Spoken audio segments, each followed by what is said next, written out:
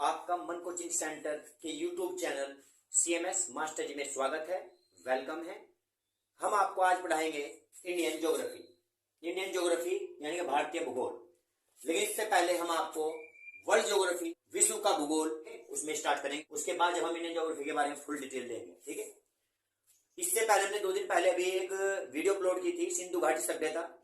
तो मैं चाहूंगा कि जितने भी ऑफलाइन के स्टूडेंट हैं, लड़का हो या लड़की, यहाँ पे फिलहाल दिस टाइम 200 स्टूडेंट कोचिंग कर रहे हैं ऑफलाइन में। तो सभी लड़के और लड़कियों से या ऑफलाइन में जितने भी कोचिंग कर रहे हैं उन सभी से कहूंगा कि आप इनका रिवाइज जरूर करें, क्योंकि आने वाले कंपटीशन एग्जाम में, सभी एग्जाम्स में आपके लिए बहुत हेल्पफुल होगा ये, ठीक है। जैसे कि अभी आप 1-2 दिन के बाद आपका एग्जाम होने वाला है SI का, हेड कांस्टेबल का। उसके बाद UPSSC पैट का एग्जाम जो होगा, कि उसमें 2 दिनों में एग्जाम को रखा गया है। प्रीलिम्स का एग्जाम में क्वालिफाई करना है, उसमें 40 लाख बच्चों ने फॉर्म भरा है, ठीक है। तो उसमें आपके काम आ जाएगा। उसके बाद दिसंबर के फर्स्ट वीक में आपका SSC CGL staff selection commission, जो कंबाइंड ग्रेजुएशन लेवल यानी ग्रेजुएशन लेवल पे जो होता है आपका ग्रुप B और ग्रुप A की नौकरी के लिए, अधिकारी लाइन की नौकरी के लिए, उसमें भी आपके ये काम आएगा सब, क्योंकि उसका भी अभी पैटर्न चेंज हो गया है, सिलेबस चेंज हो गया है। उसमें पहले 200 क्वेश्चन इंग्लिश के और 100 क्वेश्चन मैथमेटिक्स के आते थे, टफ था। लेकिन अब उसमें 45 क्वेश्चन इंग्लिश से रह गए हैं, और भी उसमें मैथ, रीजनिंग, जीके वगैरह कुछ और भी चीज ऐड कर दी गई है। आप उसका नोटिफिकेशन देख लेना, सिलेबस देख लेना, ठीक है। और आप फॉर्म तो फिल शायद अब नहीं कर पाओगे, क्योंकि उसमें लास्ट डेट 8 अक्टूबर थी, ठीक है। नेक्स्ट टाइम ट्राई करना, जिसने फॉर्म भरा है वो अपना रिवाइज करना, वीडियो को देखना, ठीक है। उसके बाद UPSC और UPPCS के जो प्रीलिम्स होता है, उसमें CSAT का एग्जाम होता है। उसमें CSAT में आपके ये सब काम आएगा, जितनी भी नॉलेज है, वो हिस्ट्री का, सिंधु घाटी सभ्यता हो या इंडियन ज्योग्राफी हो या कुछ भी हो, मतलब जितना कुछ पढ़ाया हुआ है। हमने इसमें वीडियो अपलोड की है वर्क टाइम यानी काम समय की, और स्पीड टाइम यानी चाल समय, रेलगाड़ी वाले सवाल, और अलाइगेशन मिक्सचर के सवाल, जिसमें दूध में पानी मिलाते हैं, फिर निकालते हैं, फिर मिलाते हैं, कई बार दोहराई जाती प्रक्रिया ये। और डाइस रीजनिंग यानी कि जिसमें आपको पासे के सवाल दिए जाते हैं, उसमें open dice, general dice, standard dice, कई प्रकार के डाइस होते हैं। और आपके कोडिंग, डिकोडिंग और बहुत सारी ट्रिक्स दी हुई है, शॉर्टकट ट्रिक्स। और आपको उसमें हमने काउंटिंग फिगर भी समझाया है, काउंटिंग फिगर। तो आप सभी वीडियो देखिए और आपको सब कुछ समझ में आएगा, ठीक है। सब रिवाइज करना, ठीक है। अब हम ये जो स्टार्ट करेंगे, हाँ, सिंधु घाटी सभ्यता में एक बात थी वैसे, जैसे वो 2350 से 1750 ईस्वी पूर्व उसका टाइम माना जाता है, और 2400 ईस्वी से 1700 ईस्वी पूर्व माना जाता है। बहुत सारे टाइम माने जाते हैं, लेकिन C14 कार्बन 14 के द्वारा जो निर्धारण किया गया है, उसमें 2400 ईस्वी पूर्व से 1700 ईस्वी पूर्व माना गया था, ठीक है। तो अगर देखा जाए तो वो सभ्यता जो थी वो लगभग 4500 वर्ष पूर्व की सभ्यता थी, क्योंकि मान के चलिए 2022 चल रहा है अब, तो 2000 के आसपास तो यहाँ पे हो जाते हैं, और 2500 वो कम से कम पहले भी थे, ईसा मसीह के जन्म से पूर्व की बात है, पहले भी। तो 4500 वर्ष पूर्व होने के बाद भी वो सभ्यता जो थी एक नगरीय सभ्यता थी। जबकि वैदिक सभ्यता जो थी, जिसका टाइम जो माना जाता है वो 1500 ईस्वी पूर्व से 600 ईस्वी पूर्व माना जाता है। उसे भी 2 हिस्से में करा जाता है, कि ऋग्वेदिक में आता है आपका 1500 ईस्वी पूर्व से 1000 ईस्वी पूर्व, और उत्तर वैदिक में आता है आपका उसमें 1000 ईस्वी से 600 ईस्वी पूर्व, ठीक है। लेकिन वो ग्रामीण सभ्यता थी, ठीक है। तो फिलहाल कंसंट्रेट वापस इसी पे लेते हैं। तो आप इसमें ध्यान करना, हम आपको सब बात समझा के चलेंगे। जैसे कि ये वर्ल्ड मैप के हिसाब से भारत की स्थिति क्या है, वो यहाँ पे आएगा भारत, जिसमें ईस्ट और नॉर्थ के हिस्से में आएगा। तो इसे कहते हैं उत्तर पूर्व में स्थित है। भारत की जो स्थिति है उत्तर पूर्व में है, ठीक है, ये ध्यान करना है। और कितने डिग्री पर है वो सब कुछ बताएंगे हम इसमें, कौन सी जनजातियां कहाँ पाई जाती हैं। पूरे भारत का जो क्षेत्रफल है 32,87,263 वर्ग किलोमीटर है। पूरे विश्व के हिसाब से अगर देखा जाए तो हमारे पे क्षेत्रफल आता है 2.42% आता है हम पर क्षेत्रफल, जबकि पूरे विश्व की जनसंख्या जो निवास करती है 17.4% के आसपास निवास करती है, ठीक है। अच्छा, भारत के हिसाब से अगर देखा जाए सबसे बड़ा दिन कौन सा होता है 21 जून, और सबसे छोटा दिन कौन सा था 22 दिसंबर, ठीक है। दिन रात बराबर भी होते हैं, 21 मार्च और 23 सितंबर को दिन रात बराबर होते हैं, ठीक है। हाँ, सूर्य पृथ्वी से सबसे मिनिमम डिस्टेंस पे, सबसे कम दूरी पर जब आता है उसे कहते हैं उपसौर, जो कि 3 जनवरी है। और जब सब मैक्सिमम डिस्टेंस पे होता है सूर्य पृथ्वी के मैक्सिमम डिस्टेंस, उसे कहते हैं अपसौर, जो 4 जुलाई है वो, ठीक है। भारत के तटीय राज्य कितने हैं? 5 राज्य इधर आते हैं अरब सागर की तरफ, बंगाल घाटी में 4 राज्य आते हैं, टोटल 9 राज्य हैं, ठीक है। भारत का पड़ोसी देश कौन कौन से हैं? जैसे कि भूटान, नेपाल, म्यांमार, बांग्लादेश, यहाँ पे अफगानिस्तान, यहाँ पे चीन है, तिब्बत, और यहाँ पे पाकिस्तान, और यहाँ पे श्रीलंका आता है, ठीक है। और इधर आता है मालदीव। तो बहुत सारे देश हैं, ये कंट्री है जो पड़ोसी देश है, उसकी भी ट्रिक बताएंगे, सब कुछ बताएंगे। कर्क रेखा भारत के 8 राज्यों से जाती है, कौन कौन से राज्यों से जाती है उसकी ट्रिक बताएंगे। IST line Indian standard time 82.5 degree से जाती है 5 राज्यों से, उसके बारे में बताएंगे। विधान परिषद कौन कौन से राज्यों में भारत के, उसके बारे में डिटेल देंगे, ठीक है। और कौन सी धातु कहां पे जाती है, जैसे कर्नाटक में सोना पैदा होता है, कोलार सोने कौन, केजीएफ मूवी बनी थी, ठीक है। मध्य प्रदेश पन्ना की खान हीरे के लिए, चांदी होती है हमारे राजस्थान में यहाँ पे, ठीक है। गेहूं सबसे ज्यादा, गन्ना सबसे ज्यादा पैदा होता है उत्तर प्रदेश। वैसे गेहूं जो अधिक हेक्टेयर के हिसाब से अगर देखा जाए तो पंजाब में पैदा होता है। चावल जो सबसे अधिक पैदा होते हैं पश्चिम बंगाल में होते हैं। सदाबहार वन कहाँ पाए जाते हैं, मैंग्रोव वन कहाँ पाए जाते हैं, वन कितने प्रकार के होते हैं, ठीक है। पर्वतीय वन, सदाबहार वन, शुष्क पर्णपाती वन, आर्द्र पर्णपाती वन, मैंग्रोव वन, पर्वतीय वन, बहुत सारे वन, ठीक है। और मिट्टियां कितने प्रकार की होती हैं, मिट्टियां भारत में 8 प्रकार की मिट्टियां पाई जाती है, ठीक है। उनमें जैसे बांगर मिट्टी और तुम्हारी खदर मिट्टी, 2 प्रकार की मिट्टियां हैं जो कि दोमट मिट्टी के अंदर ही। और आपकी काली मिट्टी है जिसे रेगुलर मिट्टी भी कहते हैं, महाराष्ट्र में कपास पैदा करने के लिए सबसे अधिक उपजाऊ मानी जाती है। लाल मिट्टी, लेटराइट मिट्टी भी है, पर्वतीय मिट्टी, मतलब बहुत प्रकार की मिट्टियां होती हैं, दलदली भी होती है, ठीक है। तो हम आपको इनके बारे में बताएंगे, ठीक है। भारत का सबसे उत्तर में जो है लद्दाख, जो कि जम्मू कश्मीर लद्दाख 2019 में 2 यूनियन टेरिटरी बना दी गई है। पहले एक राज्य हुआ करता था स्टेट, अब यूनियन टेरिटरी बना दी गई है। वैसे वर्तमान में अगर देखा जाए तो भारत में 28 राज्य है, 28 स्टेट्स, और यूनियन टेरिटरी है 8, 28 राज्य और 8 केंद्र शासित प्रदेश है। जनसंख्या घनत्व किसका सबसे कम है, किसका सबसे अधिक है, सबसे जनसंख्या घनत्व, घनत्व क्या होता है, 1 वर्ग किलोमीटर में कितने आदमी व्यक्ति निवास करते हैं, ठीक है, उसके हिसाब से देखा जाता है। अरुणाचल प्रदेश में 13-14 रहते हैं 1 वर्ग किलोमीटर के अंदर, जबकि दिल्ली में सबसे ज्यादा होते हैं, हजारों में, 4000 के आसपास, ठीक है, 1 वर्ग किलोमीटर के अंदर। तो इसमें सबसे ऊपर की तरफ हमारा जो पॉइंट माना जाएगा, एक बात हो रही, हम इसे नॉर्थ नॉर्थ ही बोलते हैं, ऐसे ईस्ट ईस्ट बोलते हैं, क्योंकि भारत की स्थिति जो यहाँ पे है, इक्वेटर लाइन है 0 डिग्री वाली इक्वेटर लाइन, उससे हमारा जो दक्षिणम बिंदु है भारत के हिसाब से, भारत के अगर हिसाब से देखा जाए स्थिति के हिसाब से, तो भारत का जो दक्षिणम बिंदु है रहेगा तो हम इसमें नॉर्थ में ही फिर भी, ठीक है। तो हमारा इक्वेटर लाइन भूमध्य रेखा से 816 किलोमीटर की दूरी पर, ठीक है। तो हम यहाँ पे क्या बोलते हैं, नॉर्थ ही हमारा ऊपरला हिस्सा होगा, नॉर्थ ही हमारा दूसरा हिस्सा होगा, ठीक है। और ईस्ट ही इधर रहेगा, ईस्ट ही इधर रहेगा, स्थिति के हिसाब से देखा जाए तो यहाँ पे रहेंगे हम, क्योंकि उत्तर पूर्व में स्थित है भारत, ठीक है। लेकिन वैसे भारत के हिसाब से देखा जाएगा तो उत्तर और ये दक्षिण है, ये पूरब होगा, ये पश्चिम होगा, ठीक है। तो यहाँ पे क्या होगा, सबसे उत्तर में हम बोलते हैं इंदिरा कोल, इंदिरा कोल लद्दाख में इंदिरा कोल, जो कि 37 डिग्री 6 मिनट है नॉर्थ में, ठीक है। सबसे दक्षिणम बिंदु होगा हमारा, अगर तमिलनाडु के हिसाब से देखें तो यहाँ पे होगा कन्याकुमारी, जो कि 8 डिग्री 4 मिनट पे, नॉर्थ ही बोला जाएगा इसी वजह से, क्योंकि नॉर्थ में ही हम, तो ऊपर भी नॉर्थ, ये भी नॉर्थ ही रहेगा, इससे तो ऊपर है हम 0 डिग्री से। और अगर अंडमान निकोबार के हिसाब से देखा जाए तो 6 डिग्री 4 मिनट होगा, जिसे कि पहले तो बोला करते थे पिगमिलियन पॉइंट, और अब वर्तमान में बोलते हैं इसे इंदिरा पॉइंट बोलते हैं, ठीक है। एक बात है, ज्वालामुखी जिसे वोल्केनो कहते हैं, तो ज्वालामुखी वोल्केनो जो है 3 प्रकार के होते हैं, एक्टिव जैसे कि सक्रिय ज्वालामुखी, एक प्रसुप्त ज्वालामुखी, एक होता है निष्क्रिय ज्वालामुखी। तो भारत में एकमात्र सक्रिय ज्वालामुखी पाया जाता है, मिलता है, जो कि अंडमान निकोबार में है, और उसके ईस्ट लैंड है बेरन द्वीप पर स्थित है, नारकोंडा, ठीक है। सक्रिय ज्वालामुखी, ये सक्रिय ज्वालामुखी क्या होता है, जिसमें समय समय पर उद्गार होते रहते हैं, सक्रिय ज्वालामुखी कहते हैं। और प्रसुप्त ज्वालामुखी होता है जिसमें काफी टाइम से उद्गार तो नहीं हुआ है, लेकिन उद्गार होने की संभावना है, उद्गार कभी भी हो सकते हैं, तो इसे कहते हैं प्रसुप्त ज्वालामुखी। लेकिन निष्क्रिय ज्वालामुखी होते हैं जिसमें काफी लंबे वर्षों से कोई उद्गार नहीं हुआ है और आगे भी उद्गार होने की कोई संभावना नहीं है, ठीक है। तो भारत में एकमात्र ज्वालामुखी अंडमान निकोबार में बेरन द्वीप पर मिलता है, ठीक है। ऑस्ट्रेलिया महाद्वीप ऐसा है जिसमें कोई भी ज्वालामुखी नहीं है, ठीक है। फिर उसके बाद हम आपको बताएंगे कि इस कर्क रेखा यानी कैंसर लाइन, उस पर 17 देश रहते हैं, 17 देश कौन कौन से हैं। उसके बाद बीच में आएगा आपका इक्वेटर लाइन भूमध्य रेखा, उस पर 13 देश हैं, वो 13 देश कौन कौन से हैं, लॉजिक बताएंगे, टेक्निक बताएंगे।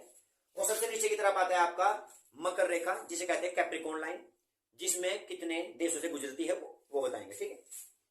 कभी कभी क्वेश्चन ऐसे बन जाता है कि कर्क रेखा, मकर रेखा और आपकी विषुवत रेखा, तीनों ही रेखा ऐसा कौन सा महाद्वीप है जिससे गुजरती है, तो अफ्रीका महाद्वीप ऐसा है जिससे तीनों रेखाएं गुजरती हैं, और यूरोप ऐसा महाद्वीप है जिससे कोई भी रेखा नहीं गुजरती है, ठीक है। और भारत में से जाती है आपकी कर्क रेखा, जो कि 8 राज्यों से जाती है भारत के, जो कि भारत को ठीक मध्य में से, लगभग मध्य में से ही बांटती है, ठीक है।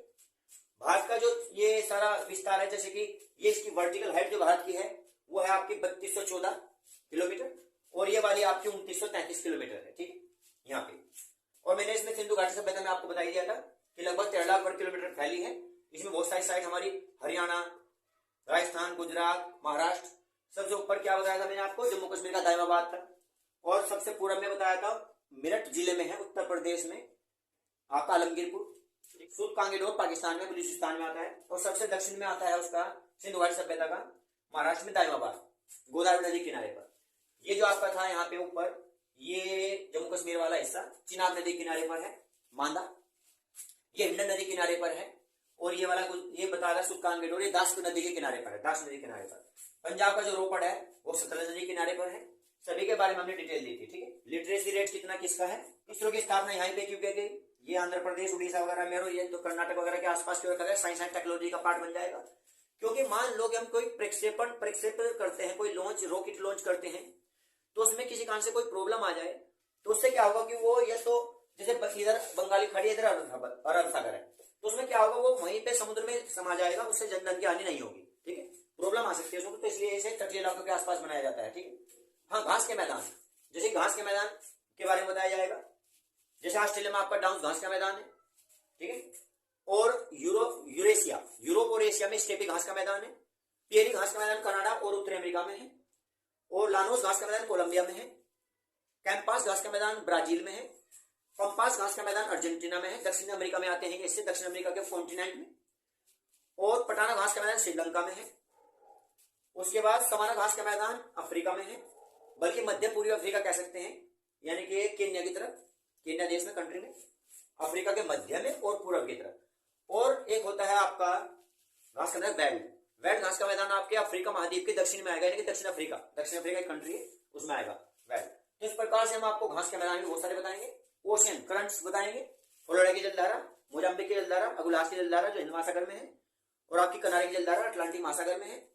तो मतलब बहुत सारी जलधाराएं भी बताएंगे आपको हम, जो प्रशांत महासागर में, सभी कुछ, ठीक है। गर्त बताएंगे, 11,000 किलोमीटर के आसपास है उसमें गर्त, जो मैरियाना गर्त है, मैरियाना ट्रंच, जो कि पैसिफिक प्रशांत महासागर में आता है। मतलब आपको 7 कॉन्टिनेंट्स बताएंगे और 5 ओशियंस बताएंगे। वर्ल्ड ज्योग्राफी बताएंगे थोड़ा, उसके बाद जब हम इंडियन ज्योग्राफी के बारे में चलेंगे, हम बताएंगे इसकी स्थिति, भारत की कहाँ क्या स्थिति है। भाई थोड़ा सा हम मौखिक रूप में बता के चल रहे हैं, उसके बाद रिटर्न में बताएंगे। सबसे पहले आप देखिए, सबसे पहले एक महाद्वीप हुआ करता था, पैंजिया महाद्वीप, कई हजार वर्षों पूर्व की बात ही है। सबसे पहले एक सिंगल ही महाद्वीप था, केवल एक ही पृथ्वी का स्थल का टुकड़ा था, ठीक है, उसे कहते थे पैंजिया कॉन्टिनेंट, पैंजिया महाद्वीप। उसके बाद उसके 2 हिस्से बने, जिसे लोरेशिया बोला गया, लोरेशिया, और दूसरा बोला गया गोंडवाना। पहला लोरेशिया था, दूसरा गोंडवाना था। लोरेशिया कॉन्टिनेंट, हमारा भारत का जो हिस्सा है वो गोंडवाना कॉन्टिनेंट से ही निकला है, इस वाले पार्ट से निकला है। इसमें 3 कहीं ना कहीं जो वर्तमान में हमारे 7 महाद्वीप है, उनमें से 3 महाद्वीप इसमें थे लोरेशिया वाले से, और 4 महाद्वीप निकले गोंडवाना से, ऑस्ट्रेलिया वगैरह भी इसमें से निकला सर। तो हम अफ्रीका के पार्ट में थे, और प्लेटें खिसकती हैं, कई हजार वर्षों बाद ही घटना होती है प्लेटें खिसकने से। तो हमारा ये अफ्रीका वाला जो हिस्सा है, उसी से हमारा भारत खिसक के यहाँ पे एशिया के पास आया था। सबसे पहले जो एक ओशियन था, महासागर, सबसे पहले पैंथालासा, उसका नाम पैंथालासा था। तो आपको फुल डिटेल दी जाएगी।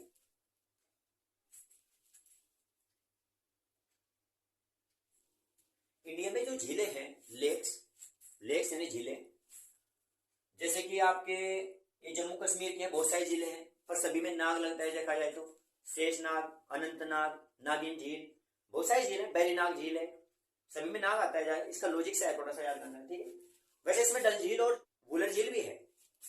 भारत की अगर देखा जाए तो सबसे मीठे पानी की झील वूलर झील है, ठीक है, और एक डल झील भी है इसमें, फेमस है। चिल्का झील उड़ीसा में है, ठीक है। लोकटक झील है मणिपुर में, जो 7 सिस्टर्स हैं इधर, ये राज्य हैं, इनमें मणिपुर है, तो मणिपुर में आपकी लोकटक झील है, ठीक है, जो एकमात्र फ्लोटिंग झील है, फ्लोटिंग लेक, तैरती हुई झील, तो पूरे विश्व की है, विश्व की तैरती हुई झील, ठीक है, लोकटक झील मणिपुर की। कोलेरी झील जो है इसमें पड़ेगी आपके केरल के अंदर।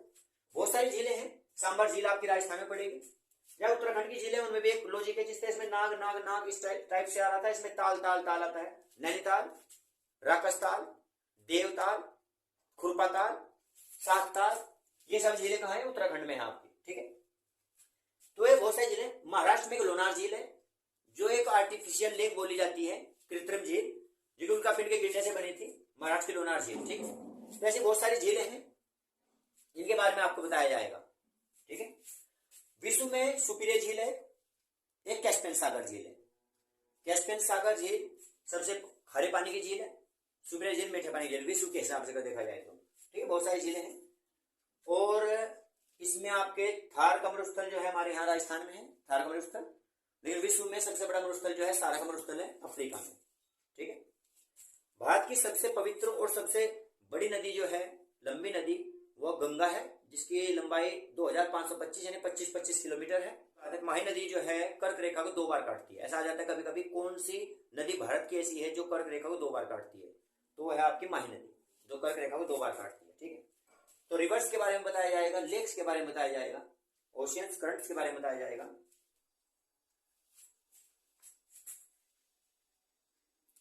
इंडियन ज्योग्राफी की फुल डिटेल अब देखिए ध्यान से। सबसे पहले भारत उत्तर पूर्वी गोलार्ध में स्थित है, यानी कि पूरे वर्ल्ड के अगर हिसाब से हम देख के चले, वर्ल्ड के सापेक्ष, विश्व के सापेक्ष अगर देखें तो हमारा जो भारत है वो 0 डिग्री इक्वेटर लाइन जो है भूमध्य रेखा उससे ऊपर की तरफ है, यानी कि उस हमारे भारत का दक्षिणतम बिंदु भी जो होगा वो भूमध्य रेखा से, विषुवत रेखा से, इक्वेटर लाइन से 816 किलोमीटर ऊपर की तरफ है, ठीक है। यहां से इतना गैप है बीच में, ठीक है। और हमारा दक्षिणतम बिंदु कौन सा है? इंदिरा पॉइंट, जिसे पिगमिलियन पॉइंट भी बोलते थे, अंडमान निकोबार में। अंडमान निकोबार की राजधानी पोर्ट ब्लेयर, ठीक है। तो हमारा जो भारत है वो ईस्ट और नॉर्थ, इस दिशा में है, जैसे कहते हैं उत्तर पूर्वी गोलार्ध में स्थित है, ठीक है। तो भारत उत्तर पूर्वी गोलार्ध में स्थित है। भारत में कितने राज्य हैं? राज्यों का एक संघ है, तो उसमें 28 राज्य हैं, 28, और केंद्र शासित प्रदेश जो है 8 है। केंद्र शासित राज्य जो है 8 है, यानी कि स्टेट है 28 और यूटी जो है यूनियन टेरिटरी वो है 8। टोटल मिला के 28 और 8 36, यानी कि भारत में कुल 36 राज्य हैं फिलहाल, ठीक। 36 राज्यों का एक संघ है, ठीक। क्षेत्रफल कितना है भारत का? क्षेत्रफल 32,87,263 वर्ग किलोमीटर, 32,87,263 वर्ग किलोमीटर इसका क्षेत्रफल है, एरिया भारत का। विश्व में स्थान कौन सा है भारत का? विश्व में 7वां स्थान है भारत का, क्षेत्रफल की दृष्टि से विश्व में 7वां स्थान है। वैसे 8वें नंबर पे भी याद रखना चाहिए कौन सा है, अर्जेंटीना। 8वें नंबर पर अर्जेंटीना आएगा, और सबसे पहले नंबर पे आया है रूस, रसिया, जिसके पास सबसे ज्यादा क्षेत्रफल है। रूस है, अमेरिका है, कनाडा दूसरे नंबर पे आता है। वैसे रूस, कनाडा, अमेरिका, चाइना, चीन है, और इस तरीके से चलेंगे, ठीक है, ध्यान देना। नेक्स्ट, ब्राजील भी एक बड़ा देश है, ध्यान देना, और ऑस्ट्रेलिया भी, ऑस्ट्रेलिया के नाम में महाद्वीप भी है। तो विश्व में स्थान कौन सा? भारत का 7वां।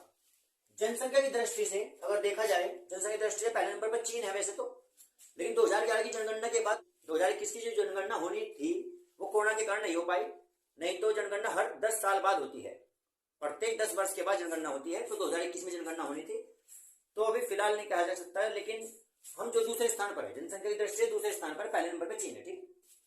अच्छा, जनसंख्या कितनी है फिलहाल अगर देखा जाए तो लगभग 135 करोड़ की जनसंख्या है। वैसे 2011 की जो जनगणना हुई थी उसमें 121 करोड़ की जनसंख्या थी। विश्व का क्षेत्रफल, विश्व में हम क्षेत्रफल कितना रखते हैं अपने पास? पूरे संसार का जो स्थल भूमि है, जितना भी क्षेत्रफल है उसका 2.42% क्षेत्रफल है भारत के पास, 2.42%, ठीक। विश्व की जनसंख्या, पूरे वर्ल्ड में जितनी भी जनसंख्या है उसकी 17.4% या 17.5% के आसपास जनसंख्या जो है भारत में निवास करती है।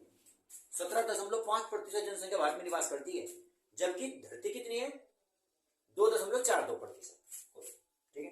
विस्तार, पूरब से पश्चिम, वैसे तो ईस्ट ही बोला जाएगा, ये भी ईस्ट है, ये भी ईस्ट है, क्योंकि हम ईस्ट में रहते हैं। इधर 0 डिग्री मेरिडियन लाइन है जो लंदन से जाती है, उससे हम इधर रहते हैं 0 डिग्री से, ईस्ट ईस्ट है। पर लेकिन भारत के सापेक्ष अगर देखा जाए तो इसे ईस्ट वाला हिस्सा बोलेंगे, पूर्वी हिस्सा, ऐसे वेस्ट वाला बोलेंगे। तो भारत का जो विस्तार है पूरब से पश्चिम, यहाँ पे लिखा है पूरब से पश्चिम, ईस्ट से वेस्ट की ओर 2933 किलोमीटर, 2933 किलोमीटर है, ठीक है।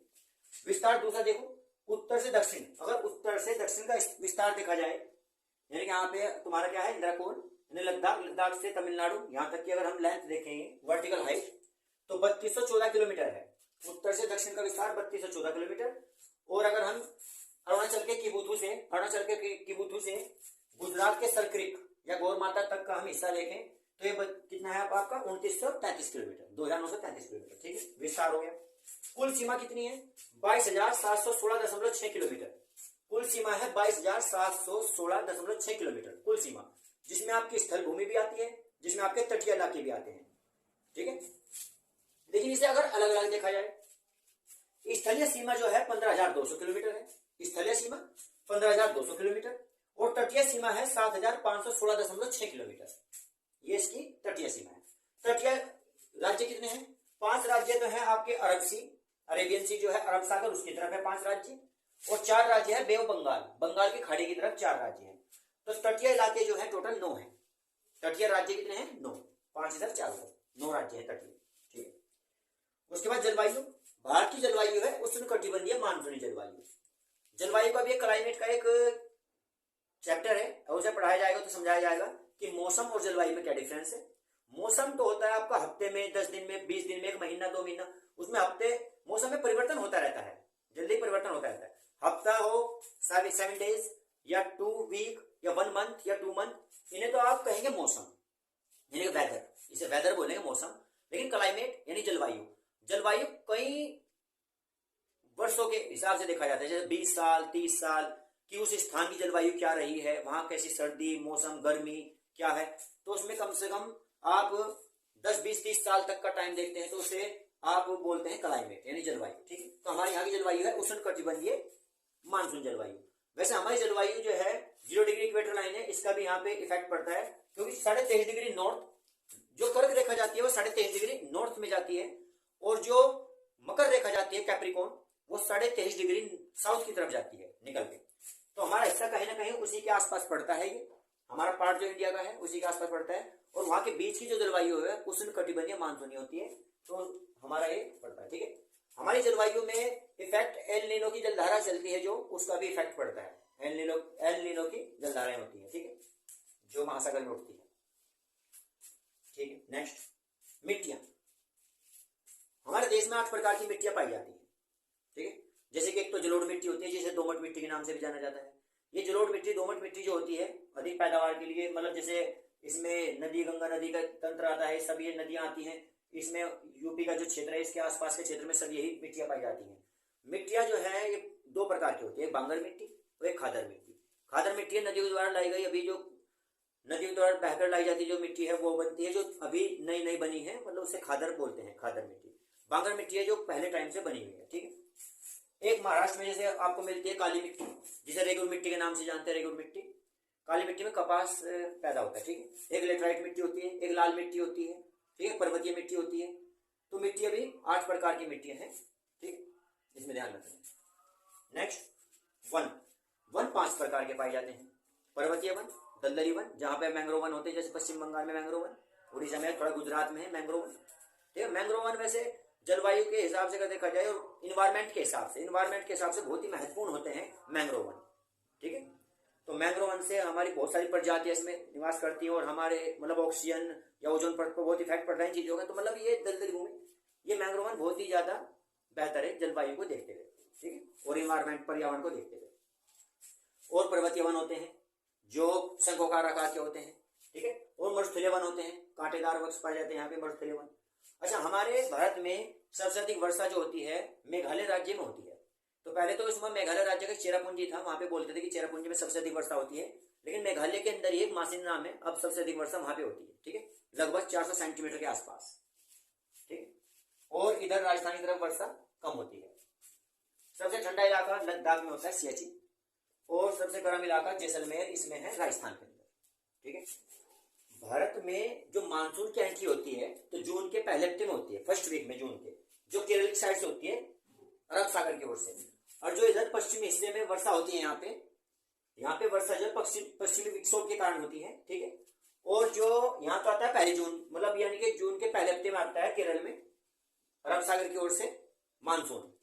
लेकिन अगर मानसून उत्तर प्रदेश में बात करें तो उत्तर प्रदेश में जुलाई के पहले हफ्ते में मानसून आता है, 1 महीने के बाद। ठीक, सभी तरीके के लॉजिक बताएंगे, तो वीडियो को अंत तक देखें, और वीडियो के लास्ट में आपको बहुत सारे अच्छे अच्छे पॉइंट मिलेंगे। नेशनल पार्क जो होते हैं, राष्ट्रीय उद्यान बोलते हैं ना, राष्ट्रीय उद्यान, ये भी हमारे राष्ट्रीय उद्यान जो है, बहुत सारे राष्ट्रीय उद्यान है। जैसे हेलिन नेशनल पार्क है, ये जो हेलिन नेशनल पार्क है जम्मू कश्मीर में, जिसे हम जिम कॉर्बेट नेशनल पार्क कहते हैं, ये भारत का सबसे पहला नेशनल पार्क है जो 1936 में स्टैब्लिश हुआ था। 1936 1936 में स्टैब्लिश हुआ था हेली नेशनल पार्क।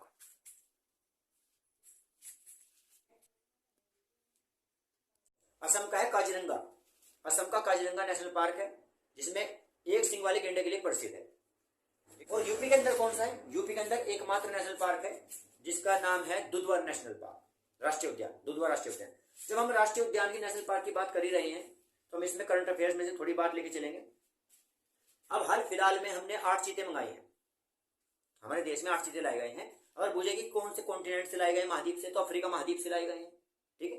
लेकिन देश पूछा जाए कि अफ्रीका के अंदर कौन सा देश था जिससे 8 चीते लाए गए हैं, तो वो था नामीबिया।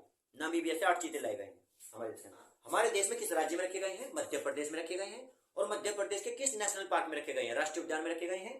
तो वन्यजीव अभ्यारण्य, यानी कि उसमें कूनो नेशनल पार्क है मध्य प्रदेश में, कूनो नेशनल पार्क, उसमें वे 8 चीते रखे गए हैं। नामीबिया देश से लाए गए हैं जो अफ्रीका कॉन्टिनेंट का एक देश है, कंट्री है, ठीक है। नदी, भारत की सबसे लंबी नदी कौन सी है? जो भारत में सबसे लंबी नदी है वो है गंगा, 2525 किलोमीटर, यानी कि 25 किलोमीटर की इसकी लंबाई है, लेंथ है गंगा नदी की।